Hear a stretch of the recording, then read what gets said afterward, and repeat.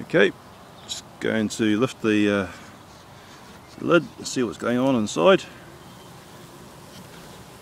A few bees in there. Now the bulk of the bees will be down in the brood box, but we'll just see what they're doing in here.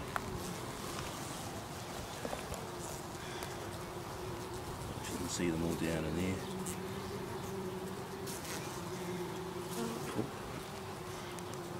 Pull this over a little bit. You can actually see, lift this frame out, actually drawing a bit of comb on there, but yeah, no stores yet in there, but it's giving them something to do.